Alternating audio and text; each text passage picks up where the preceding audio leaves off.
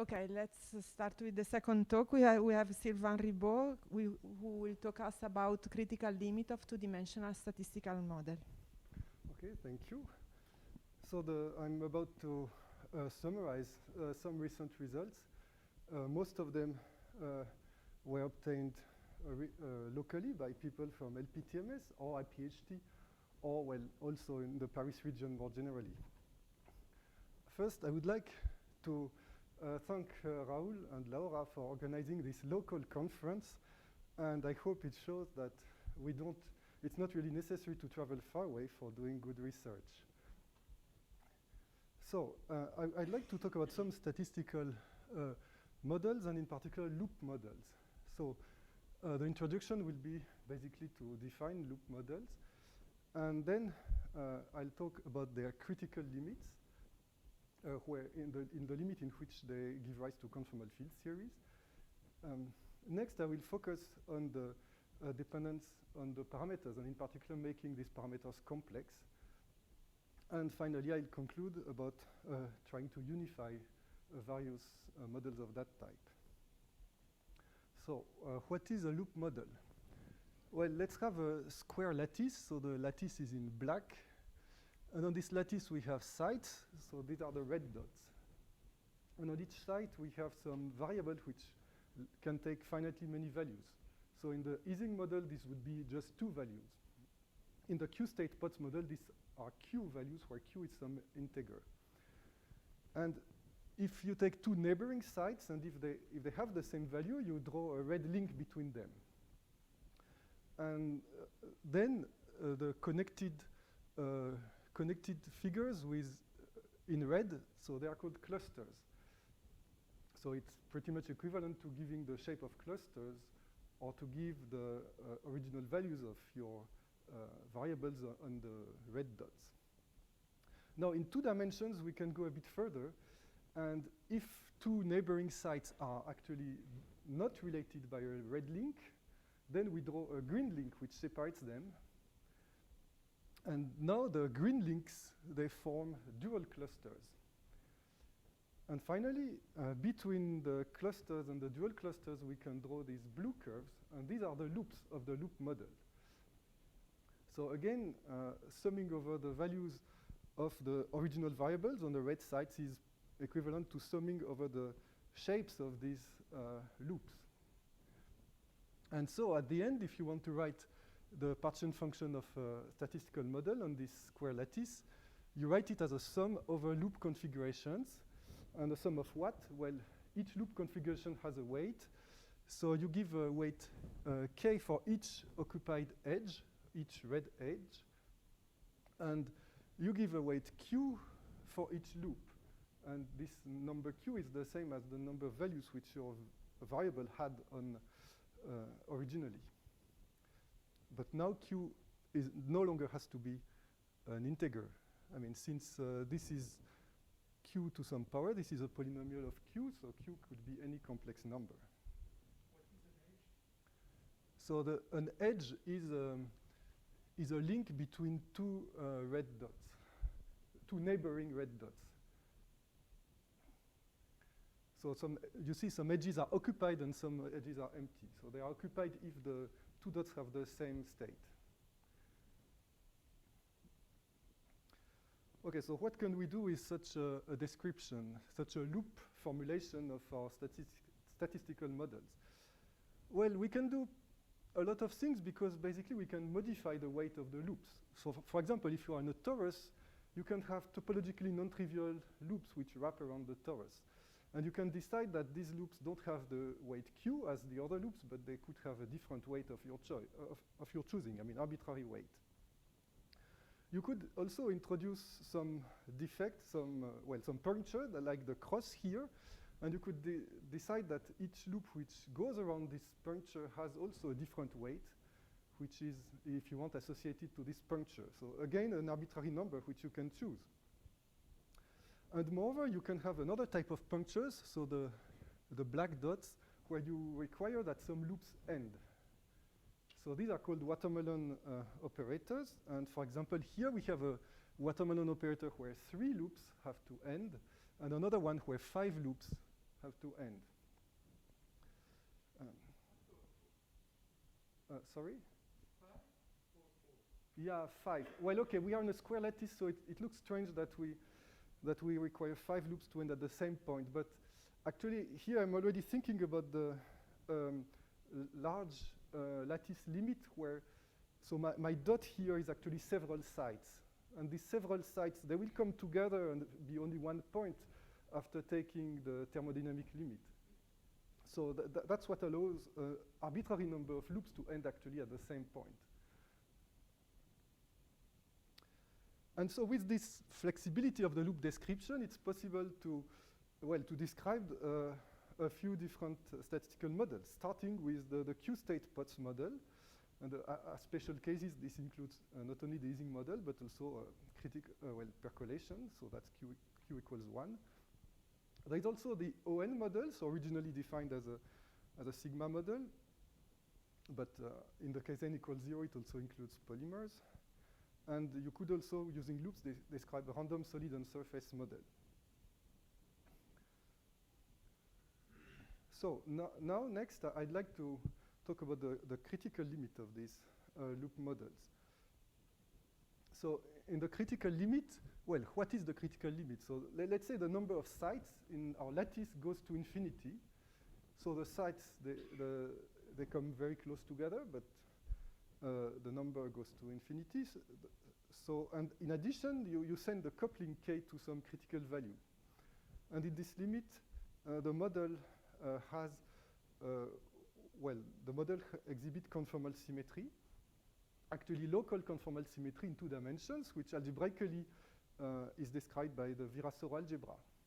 So this algebra, I recall here the commutation relation of this algebra. So the generators are infinitely, an infinite number of generators Lm indexed by integers, starting with the translation generator L-1 and the dilation generator L0. So the eigenvalues of the dilation generator are called conformal dimensions, and by convention, the conformal dimension is identified with the energy. So if you want, L0 is more or less the Hamiltonian. So this algebra has a parameter called the central charge, C, and the central charge is actually determined by the parameters of our original statistical model. So if we start with a Q-state POTS model, we'll end up with a central charge here. Well, when I write it in terms of the auxiliary variable beta, then Q is given in terms of this beta by this formula, a cos of pi beta squared, basically. If I had started with an ON model, the relation would be this one. N equals -2 cos pi beta squared. So Q is between 0 and 4. Yeah, well, I will next discuss the values of Q. Well, a bit later, actually. But yeah, this is a very important point. Yeah, originally Q is assumed to be between 0 and 4, but later I'll take Q basically complex.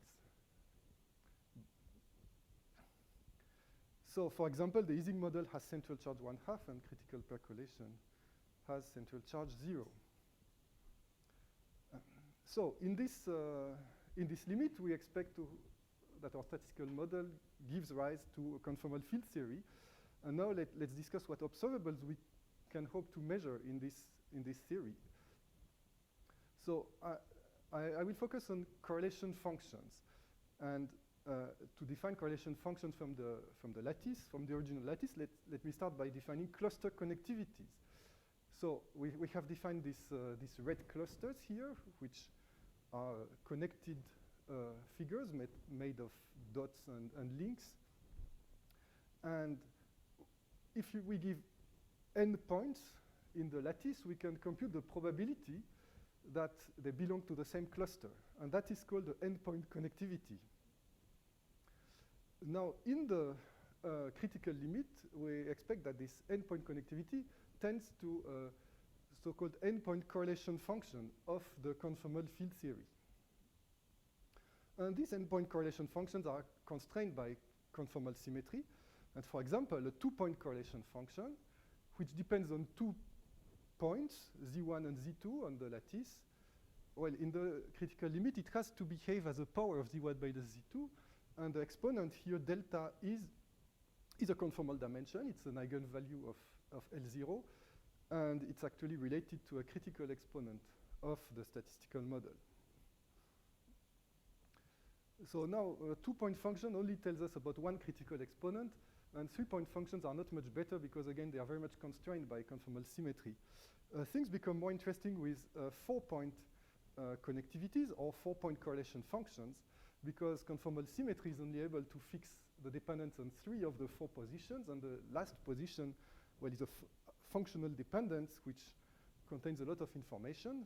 It can contain the full spectrum of the model, so the list of all energy eigenvalues, if you wish, and it can also contain a lot of extra non-trivial information. Well, actually, it's not always, yes?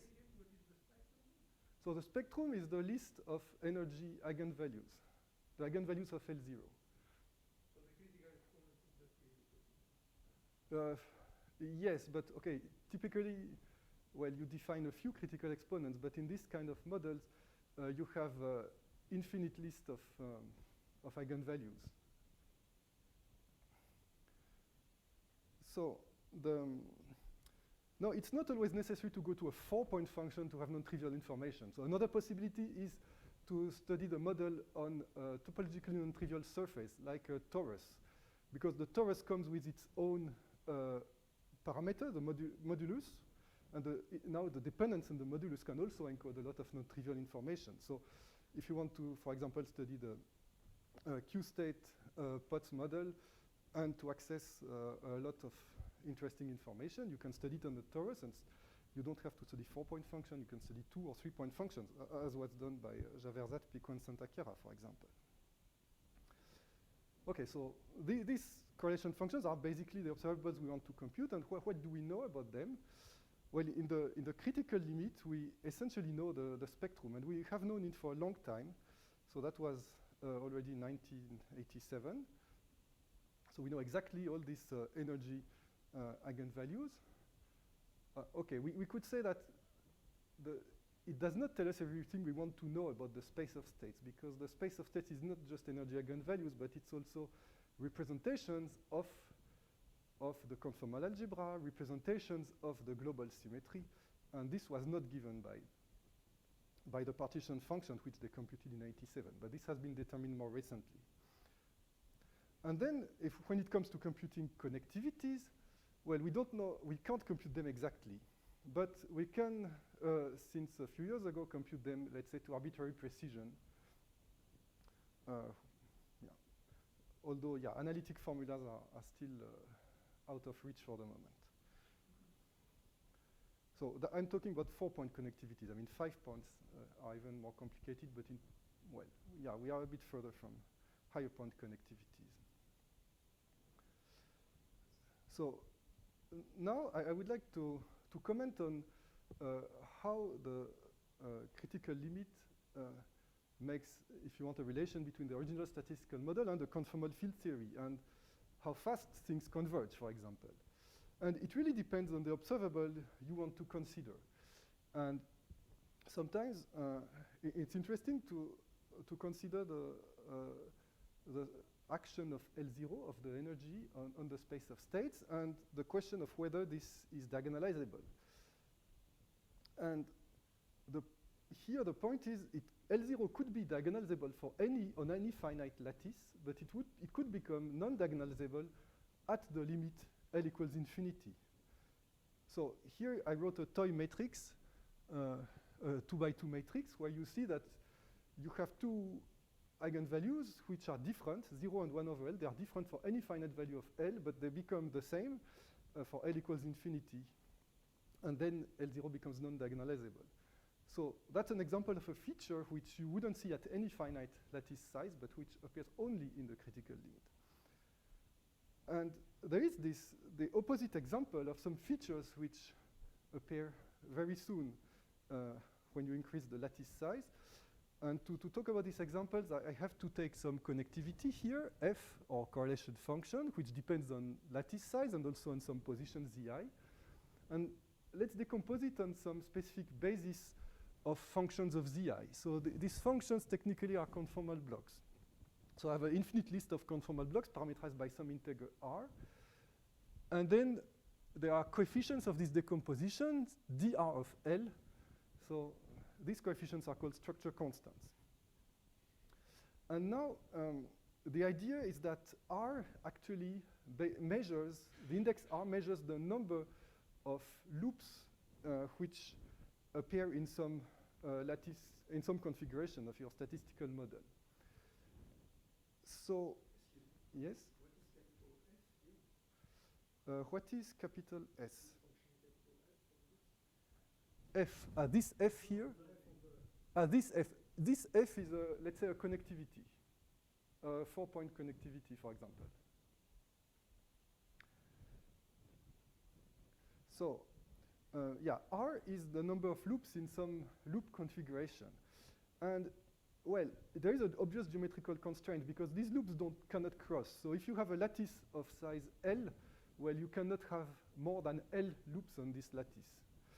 So for any R bigger than L, dr, by definition, must vanish.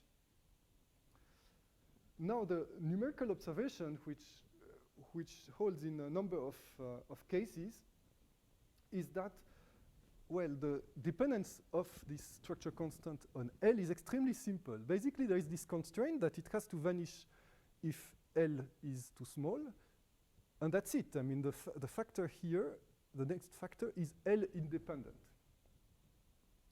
And this shows there can be a rather direct link between the conformal field theory and the statistical model. Like if you compute something in conformal field theory, you compute this structure constant dr. Well, then you have direct access to an observable, to a structure constant of the statistical model. And conversely, if you want to compute something in conformal field theory from the statistical model, you don't have to take L large and wait until things converge. You just have to take the smallest possible lattice where your structure constant exists, and that's it. You can compute its exact value like that. Okay, so that's what I wanted to say on the critical limit, and now I'd like to talk about the complex values of the parameters, unless there are questions at this point. Okay. So, well, traditionally, the values of the parameter for the Potts model, for example, is that the number of states, Q, has to be between 0 and 4. For the ON model, it's -2, between -2 and 2. So these constraints come from the requirement that the critical limit exists. So if you get out of these intervals, if Q is too small or too large, the critical limit no longer exists, actually. So these intervals correspond in conformal field theory basically to the central charge between -2 and 1. Now, to get out of an interval, well, you can cross the boundary of the interval, but you could also move off to the complex plane. So the question is what happens if these parameters, Q or N, move into the complex plane. And that has been recently investigated by Jacobsen and collaborators. So here is a plot of the complex end plane. So we are in the ON model. And, well, you recognize here basically the interval -2, 2. So that's the real interval -2, 2. And then what did they plot? Well, basically they wanted to study the zeros of the partition function of the model. And these zeros, well, to know how they behave in the thermodynamic limit, you can study the so-called condensation curves, which are the curves where the transfer matrix, where the two largest eigenvalues of the transfer matrix coincide in norm. So basically in blue, they have plotted these condensation curves. And yeah, these condensation curves pretty much define the boundary of the region where the critical limit would exist. And then in black, we have exact predictions for the boundary of this region. I mean, the condensation curves here were computed for L equals 14, which is basically the largest lattice size which they could numerically access. And in black, we have announced that for the exact boundary of the region. Well, actually, there are two black curves. So the inner black curve is the place where the ground state changes. So for most of this figure, the ground state is just the vacuum with energy 0, but it can happen that in this region you have other states with negative energy, so the ground state changes. The small things that you have in the middle there, you have numerical and exact things that basically coincide, right? Yeah, right. So for this small figure, yeah, the numerics are very close to the exact prediction or to the ansatz. Yeah. Yeah, and indeed for the larger curve there is more discrepancy. In particular on the right, it starts to be not very close. So what is the largest black curve? Well, the largest black curve is where the energy field becomes relevant. So the real part of its conformal dimension becomes less than 1. And this really destabilizes the model. Well, at least it destabilizes the critical limit. And you don't have a critical limit anymore. And that fits more or less nicely with these blue curves, so with these blue condensation curves where the zeros of the partition function are supposed to condense in the critical limit.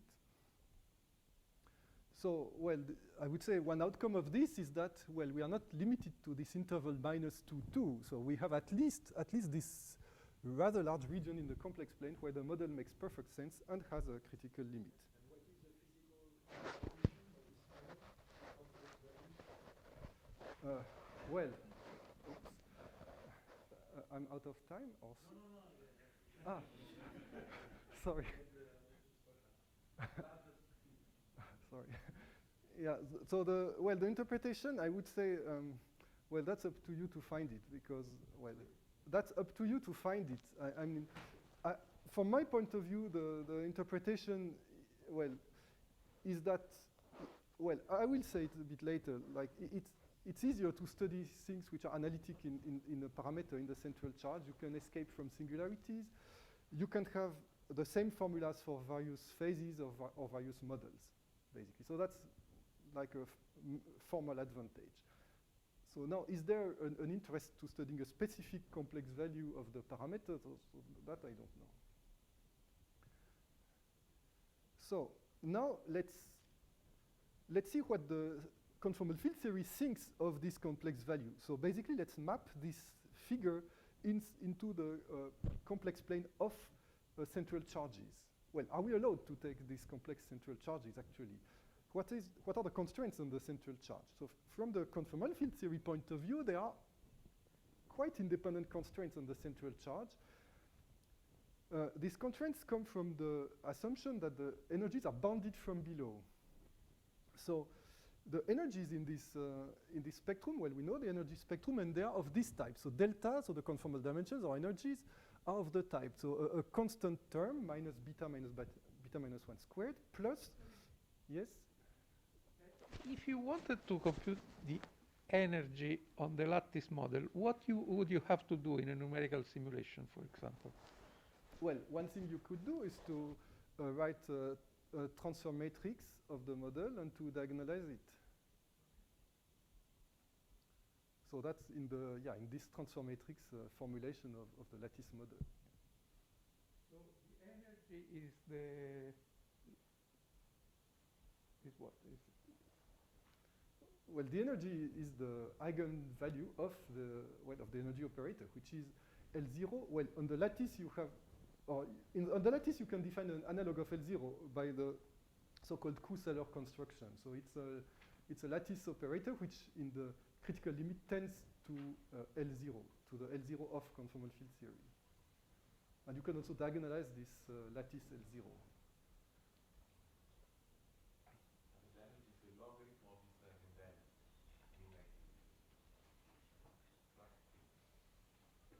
Yes, why the logarithm?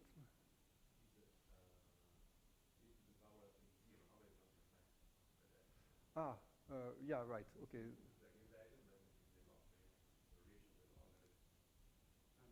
that gives you the free energy. So the question is with the energy itself, you have to compute some entropy contribution. So how do you do that? Okay, I'm really not the specialist of this part of things, so I'm taking the lattice results basically as they come, but you have specialists around here, like Linnea over here, who did her PhD thesis on this subject. Yeah, we're literally just triangulating the lattice on the version. We're just allowed the result of the tensor matrix. That's all we do.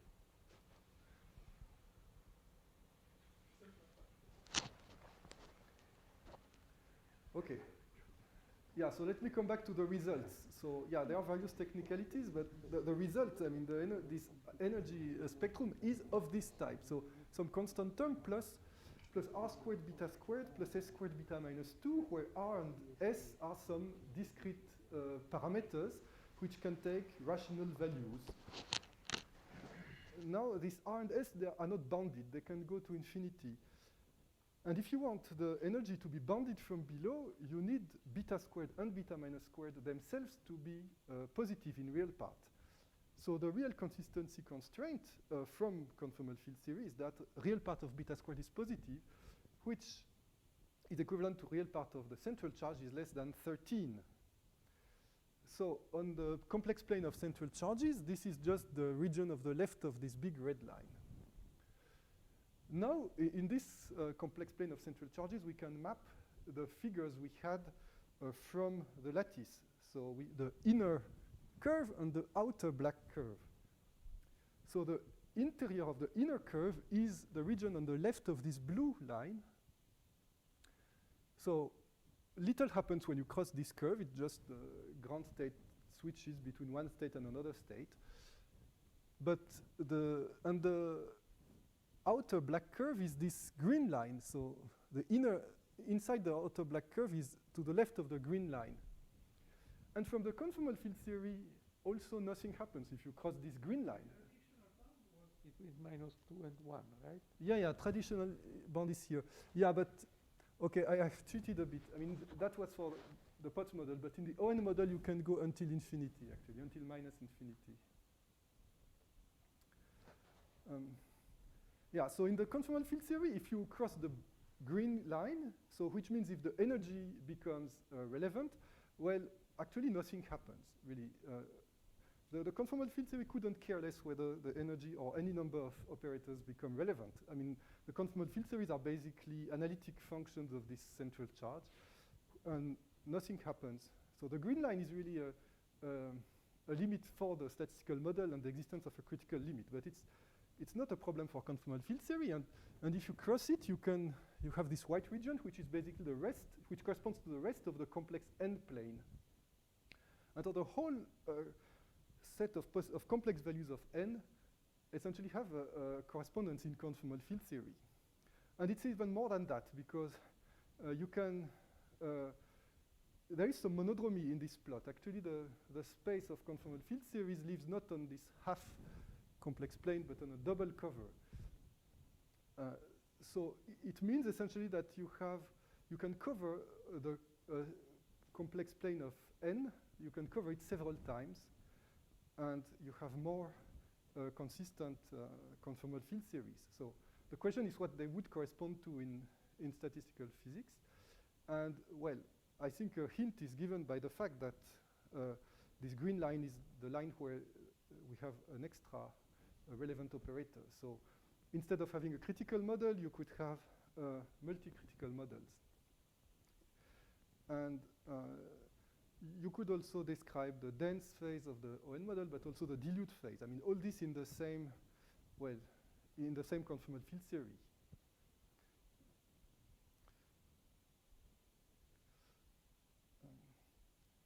Okay, so to conclude, let me talk about unifying these loop models. I was advertising the loop representation because of its flexibility, because we could describe various models with the same representation. But then the question is, could we describe various models at the same time? Like, I mean, in the Potts model, we have some operators which describe whether a point belongs to some cluster. And in the ON model, we have these watermelon operators. And the question is, could we have them at the same time in some statistical sum? Well, on the lattice, actually, yes. Nothing prevents you from summing over loop configurations in the presence of both types of operators. And in the conformal field theory, actually, you can consider the corresponding fields of the conformal field theory, and you can solve the corresponding crossing symmetry equations. So these are the equations which you solve in the conformal bootstrap approach to conformal field theory, and which are consistency constraints for the 4-point correlation functions. And even if you mix some fields from the ON and from the Potts model, you do find solutions of crossing symmetry. So it looks like it still makes sense. So potentially we could have a big model which includes the Potts model and the ON model and maybe even others. The question, though, is what it means, in particular from the point of view of the symmetry. I mean, these models have originally, they have some symmetry groups which are SQ, the symmetric group with of Q elements for the Q state Potts model, and ON for the ON model. Well, okay, you could already protest that I already made Q and N complex, so you already don't know what SQ and ON mean, probably, but actually that's not such a terrible problem. I mean, you can make sense, well, not really of the groups themselves, but you can make sense of their representations even for complex parameters. And you can do tensor products of the representations, and basically the tensor products don't even depend on N or Q, so they perfectly make sense. Still, the problem is when you try to mix objects from the two different models. I mean, what's the symmetry? Would it be maybe a bigger symmetry which includes SQ or ON, or would you completely lose this global symmetry? So that's what we don't know. So thank you.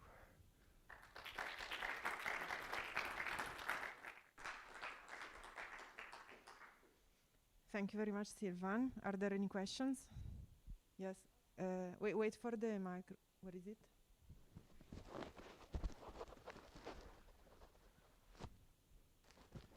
A question about the questions. You were saying something about that you should also have something with the entropy. So what we measure on the lattice would be not just the conformal weights, but you also have a term that would include the central charge. So I'm not sure if maybe what you were thinking about free energy versus energy might be explained by that. Okay. Yes. Yes. There. It's tricky. So I had a question about the two black curves on page 9 you had. Yes. Do you know what type of curves these are expected to be? Maybe algebraic curves or piecewise algebraic? Yes, so these curves are, well, quite simple to describe. So let me remind you the relation between n and beta squared. So n was minus 2 cos pi beta squared. And you get this type of curves by writing equalities of the type, let's say, real part of beta squared equals some constant, let's say some fraction. So these are quite simple curves, actually.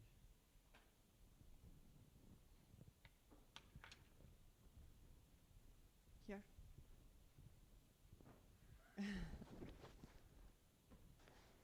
Yes, to come back to the Q-state Potts models, why when Q bigger, can we understand by physical argument why when Q is bigger than 4 there is no critical limit? Yeah, well, it's, well, good question. I mean, well, how do we see the value Q equals 4, basically? What happens at Q equals 4? Yeah, again, maybe someone has a good answer. I mean, I'm not sure. No, it's not easy to see that with a renormalization group you can see that at Q greater than 4 the transition is at the first order. But even to see that with a renormalization group Q equal 4 is a special point. For example, you have to include, for example, vacancies in the model, then do a renormalization group, and then you see that the Q equal 4 is a special point. On physical ground, why? I don't know. Larger than 4, there is no critical limit. Can you have an argument for that? Or?